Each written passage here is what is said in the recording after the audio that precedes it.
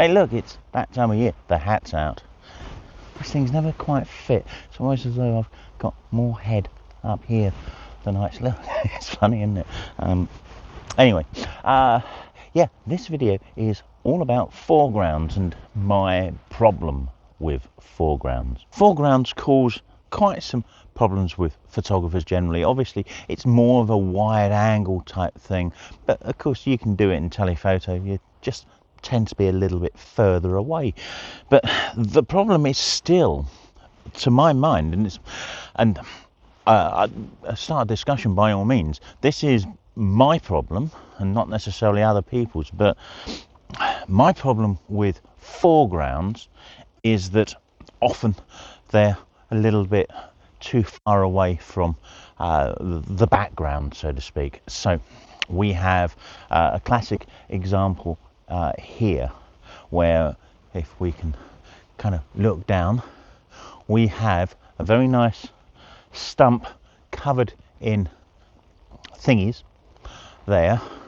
And what actually attracted me from the path, which is 20 foot behind the camera here, is actually this little grouping of silver birches here, and the way that they're colouring up against the misty background.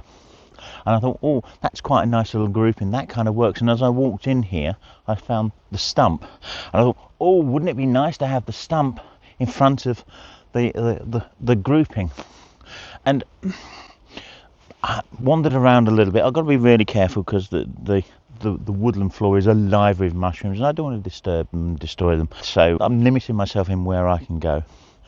And I came in and I thought, how the hell am I going to incorporate that with that and not have this no man's land in between? And it's the no man's land that I have a problem with. Finding and working with a foreground in many situations when you're trying to get some depth in a shot, particularly if you're trying to get the background quite distinct as well, it takes a lot of effort. And I'm not talking about technical camera effort, I'm talking about composition effort. You know, getting the stuff in focus is kind of really secondary to this, because it doesn't matter whether it's in focus or not if the composition's rubbish. For me, the problem is always the fact that a foreground needs to kind of lead to a background somehow. It's more about, can the foreground and the background kind of interlink seamlessly?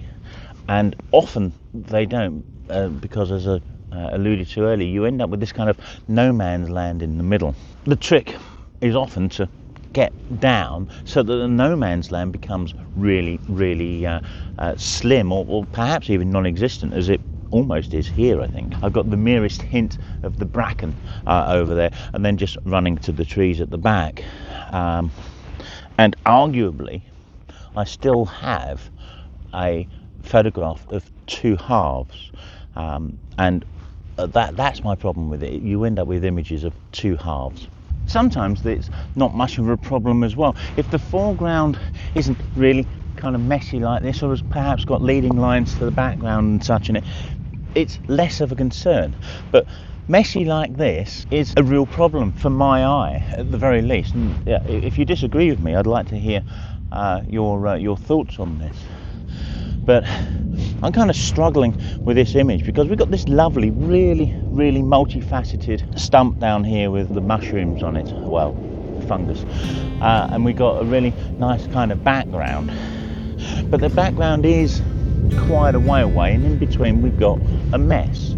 So we either hide the mess or we find another way of kind of working with it so we can minimise the mess. Hide or minimise, I suppose. Now, I've got to be honest, I don't know quite what happened here. I like this image, but of course it actually bears no particular relationship to the topic in hand, because for some unknown reason I've completely blurred the background, so it's just a solid image of some fungus rather than something with foreground. My apologies.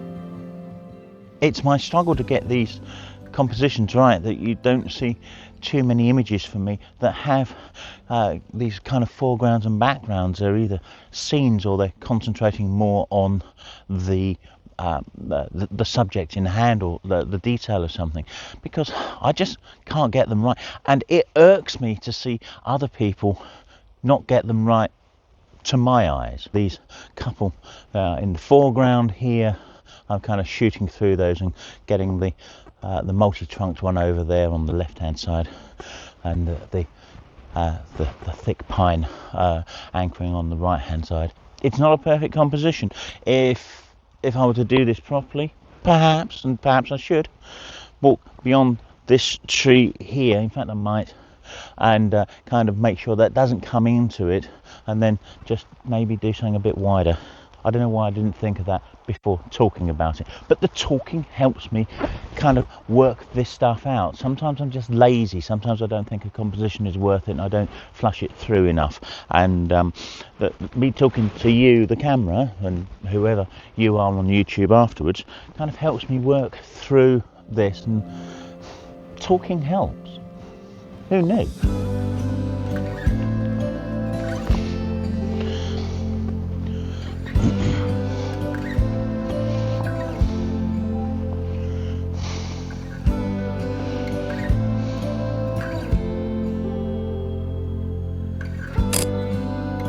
I'm in two minds over this image, I've got to be honest. It kind of works. Foreground wise, well, obviously there isn't any foreground as such. There's the lower base of the image, and that in these tree photographs helps give the image some grounding. But beyond that, it's just a scene through the forest. I've obviously toned it slightly differently from what was there, and the fog has helped quite a bit. But note, of course, that in pine woods you don't always need fog, because often as the trees kind of regress, you get a kind of blue hue anyway.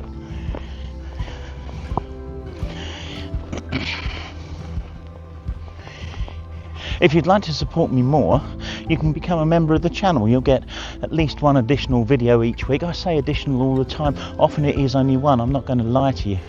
But yeah, there's an additional bit of video each week. Normally a shorter one, less edited than these, because these do take a lot of work. But yeah, it's a growing trend, shall we say, of people. 2021, something like that. I thank every single one of them for putting their faith in me and producing this and supporting me. So if you'd like to do that, please feel free to. There's a link down below, or indeed, if you just want to buy me a coffee, there's a link for that as well. I thank everybody for their support, whether it's just their watch time or a like, a subscribe. All of that stuff is really valuable to me, and it helps me get on and do more and produce more videos and hopefully images that you want to watch. So I've wandered down to one of the more lucrative spots of the woodland. At this time of year it's relatively open because the canopy is going, and we've just got this kind of area of bracken and silver birch, and they often really yield something of interest. Perhaps not from this side, maybe from the other side, which is 100 yards down there. But again, trying to find a little bit of kind of foreground that works for it. I'm drawn to a degree to this mess, but I don't know that I can make anything of it, because again, the distance between the mess and the interest is perhaps a little bit too far, and I'd probably have to get down too low to cut out the middle ground. But maybe not actually. I mean, the part that's interesting me is effectively this first tree here. But I think also to make that work, I'd have to have a very low aperture, or rather wide aperture, I should say, I suppose, to really soften everything else in the background and just keep the tree very very sharp. But I think even at f2.8 on micro four thirds, that's probably not necessarily going to work. I might give it a try. Perhaps I should have brought my 1.8 45 lens, but I didn't. So hey, You know, didn't think about it. I'm not even certain I got the macro with me. Might have.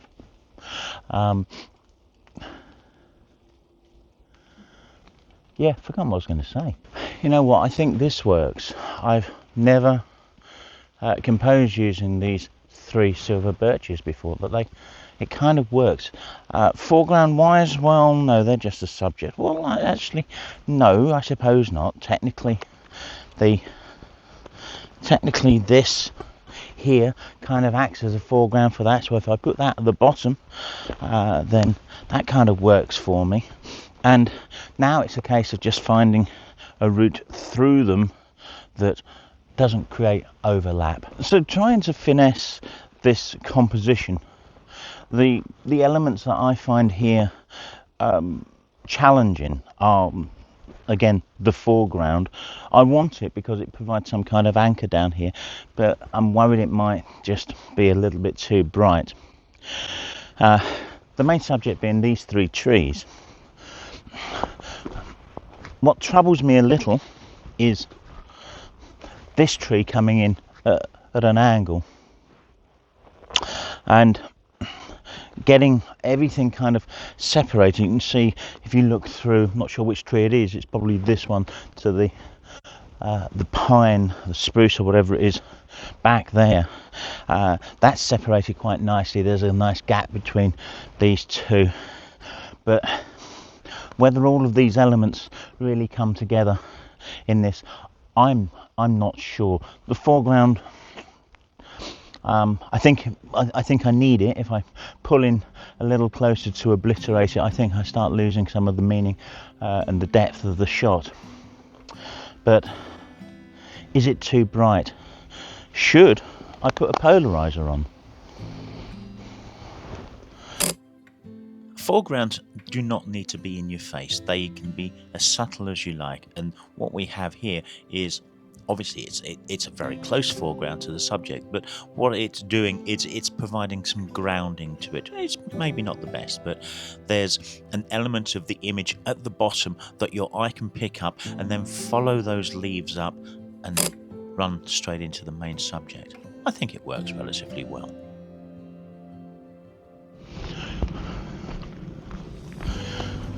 Of course, in woodland, sometimes the challenge is actually avoiding the foreground because it's in the way. It's kind of what we got here. Now, this is a composition I shot. I'm not sure whether it was last year or the year before. It's these kind of 3-4 trunks of silver birch here.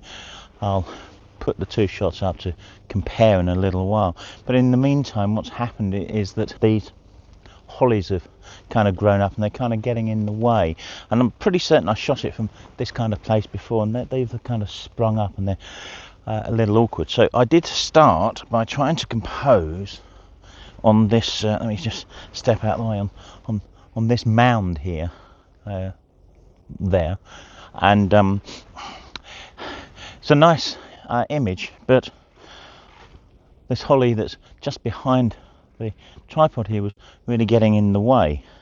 And one of the things that I will often do in situations like this is try to kind of bend it out of the way and put a light weight on it so it's out of the way until I've finished the shot, and I can take the pressure off of it and it can spring back. But wasn't yielding, so I've pulled the camera in front of it a little bit, and I'm kind of using these over to the right of it to kind of anchor the right hand side and kind of hide some of the depth over there so that you're more focused on the trees. I kind of think it's worked. I'm also using a polarizer to really kind of bring out the woodland colours. I think it's a nice image. It's an exercise in avoiding the foreground. Does that count? So this is this year's image. There was other stuff in the foreground of this. I somehow missed it. I don't know how. Just me being dumb.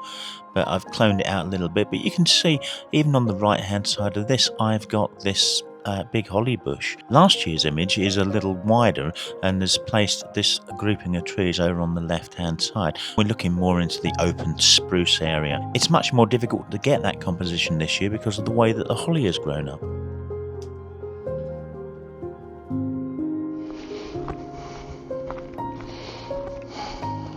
If you're finding the video interesting, hey, click the like button. Why not? Go on, knock yourself out. Subscribe if you haven't already. Yeah, 5,500 people can't be that wrong, can they? There'll be no prizes for guessing why I've come here. The colours are just wonderful. But of course, colours aren't everything. So I thought, can I use this colour as a foreground, and is this interesting enough to shoot? And I think it is, but I haven't found a composition on it, and I think obviously it's messy, so you've got to really kind of hone this. Maybe down at the yoke down there that's covered in moss and such, maybe that would work, I'm not sure. Open the aperture up quite a bit, so I'll try the f4.0. I've got this one coming in just at the bottom. I'd like it a little closer, but I'm not sure. Can I manipulate it a little? No, it's really kind of in the way. Maybe if I dropped down a little. Yes, that's better. That's better. And now I can tilt up a little here. Put this into 4x3 crop rather than the 16:9 it's in. Not that it matters terribly because it's not been in pixels, it's just the way it frames the JPEG preview to remind me that that's how I shot it, but it's not how I'm shooting it. I'm shooting it 4x3 and just noticed that I've obviously had this in a high ISO for some reason, probably hand holding it earlier, and I was too lazy to get the tripod out. And speaking of which, of course, over various videos you may have seen me using this geared head. This is the KF Concept GD3W geared head. I'm giving it a run. I'm trying it. I find it infuriating at times, and at other times I find it absolutely liberating. The precision is amazing, but that's taken away a little bit by the handling. I think a lot of people find the handling of them absolutely fine. To me, it's a bit awkward. It takes a lot of time for me to build muscle memory on things. I'll give you an example. Lived in a house for kind of 15 years, 3 light sockets, and I never, or not light switches, and I never got the right one to turn the table light on. It's like, oh no, that one there. So yeah, this is more me than it is the unit. But I find it very good for macro, but again infuriating for macro. So there's lots of options and such in it, but the precision is wonderful. 2-second timer. I quite like it. I mean, it's not earth-shattering, but I think it kind of works. And as I said earlier, this is using the foliage around here as a foreground for the purposes of framing. And as an exercise, it's not a bad image.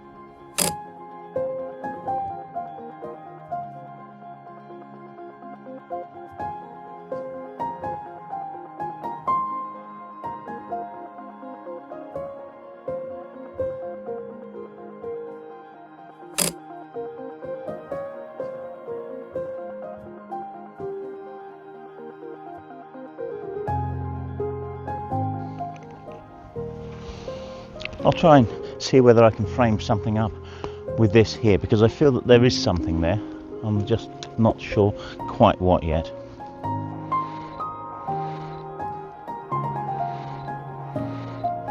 Actually, I think that kind of works.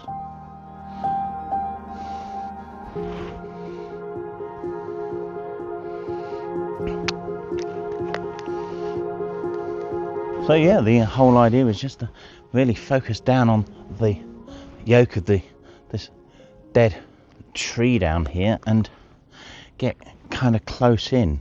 Again, using a relatively low aperture. We'll go to kind of 4.5, something like that. Focusing on the tree and using the foreground to soften the harshness of the image. Let's see what happens with the polarizer. Oh,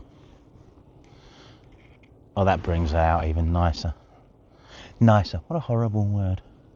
Also, as I'm just playing with this composition a little bit here, you see, because I've got control of each axis on the knob, I'm not changing any other part of the image, so I'm not twisting and taking it off balance or off kilter in any way, which I think is really useful. Because also, and I think this is really important, if you're using a ball head, you're operating the camera and you're moving around, your hands are up here, and I think that can get in the way of operation. I think that can kind of stymie you a little bit. But here I'm finding, you see this tree in the background here, a twig really, if I look at it in real life rather than through a screen, it's this spindly little thing over the side. But actually, when I was looking down here, I'll turn that back on. It would help actually to put this on video mode. So when I'm looking at it down here, I'm not really seeing that. But as I come up, you see, even that, I think that's nice. But as I come up, this one over here really comes into the fore. And I think, yeah, that comes into play quite a bit. And now I'm noticing also this one up in this corner. And I think, is that a distraction, or do I want to bring it more into play? I kind of like that, and I like the aspect ratio of this. So whilst I was shooting at a 4:3, let's take it off video, maybe a 16:9. You see, 4:3, this does not work. There's too much down the bottom here. But in a 16:9, so like I said earlier, I think the control of this is phenomenal by comparison to a ball head, because I've just got so much tiny bits of control on just twisting a knob. For woodland photography, for landscape photography, maybe not vista photography, but certainly landscape, and indeed what we've been doing here today is working with foregrounds, then I think it's really great. But the downside to it is it's really great when you're working in a scenario where you've kind of plonked your tripod down and you've found your composition, you're just kind of fine-tuning it.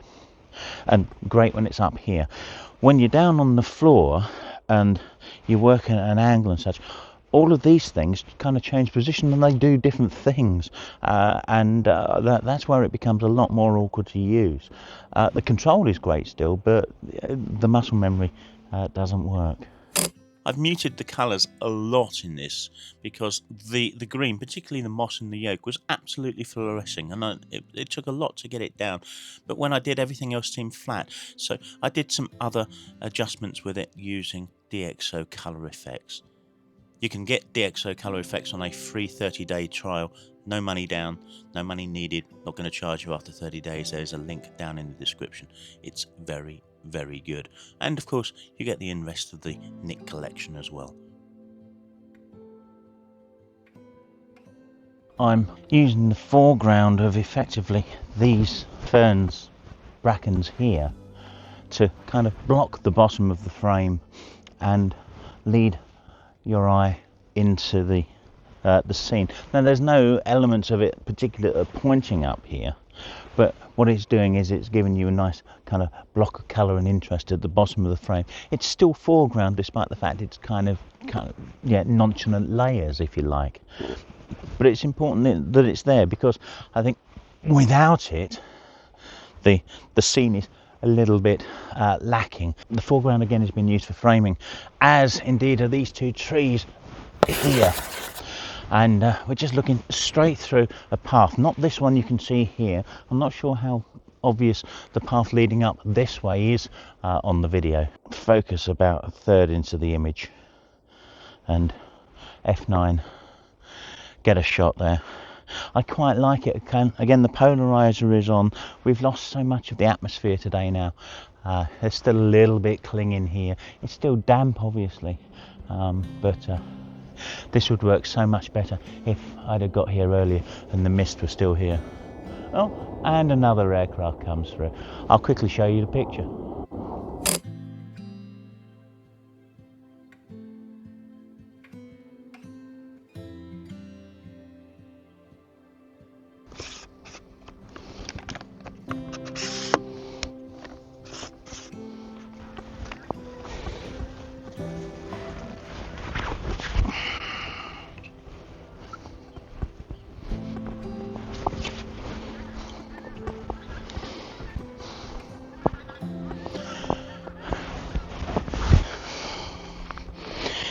For me, when I muff up foregrounds, it's often when I'm trying too hard or when I simply haven't noticed them. So there's been a couple of instances today where I've tried too hard and I don't think it's worked, and I need to learn from that. I need to remember it more often than I do. There's an example of, I think, trying too hard right down here on this fallen branch, because there's a wonderful set of fungi on it. And I've kind of tried to find a position where that kind of works, with the eye leading off down the path, but it kind of disappears into the woods down there with a nice kind of atmospheric haze. And I walked down here earlier. I didn't film the taking of the photo I'll show you at the moment, but it involves these 3 mushrooms down here, and again with the path going off in the distance.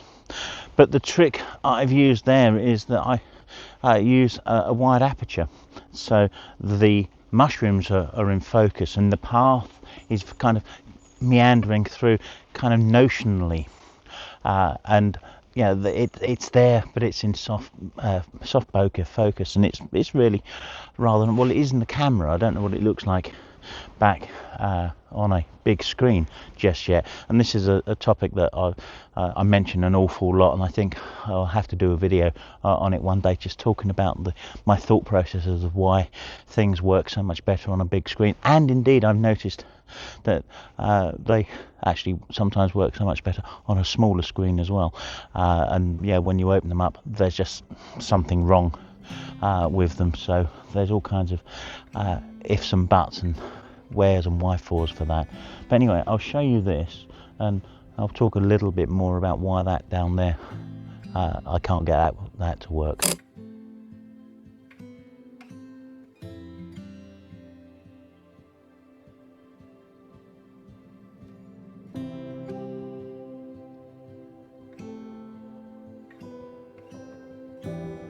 So why can't I get this fallen log with the pretty fringy mushrooms to work? Well, it's very much its position. It looks perfect, but the path runs up a little bit here, so in order to get the path, you've got to have a quite highish angle to it. But the higher you get away from the branch, the more gap you introduce, and the less significant your subject becomes. And it's, to me, it's the kind of epitome of an image of kind of, well, it's not quite 2 halves, because you've got the length of the branch leading in, but the subject becomes entirely insignificant in the scene because there's such a small amount of it. It might, I mean, it's not even bright, you know, the rest of the scene's kind of brighter in places, and so the eye's going to be drawn to the brighter places. So there may be a photographer out there that can make something of it. You might say, well, just drag it into a better place. But I don't really want to do that. You know, I'm going to damage something in doing that. I wouldn't encourage anybody else to do it. Yeah, it may be a dead log, but it's full of life. You know, the tree may be long gone, but it's providing nutrients to everything that's in it and feeding on it. So I don't want to interfere with it. Some things you just need to walk away from because you can't make anything of it. And I think that's one of the skills that you need to learn. It's the difference between taking a snap and making a photograph. Some of us learn at different rates, and some of us forget things. This is why you always need to practice.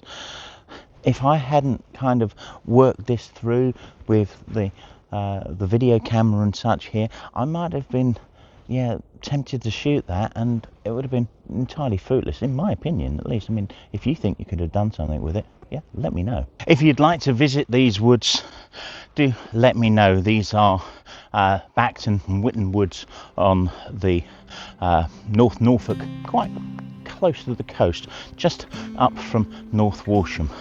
I've got holiday cottages around here. I'd be very happy to give you a couple of days workshop or whatever you fancy from here. But whatever, I hope you've enjoyed the video. I'm going to run you out with some more images that I've taken in the woods, either this morning or on other recent visits that you haven't seen. Don't forget, click the like button, subscribe, all of that that other stuff, and whatever you can do to support me. And if you want to come out to wonderful places like this in Norfolk, do let me know, and we can work something out. You take care. Thanks for watching.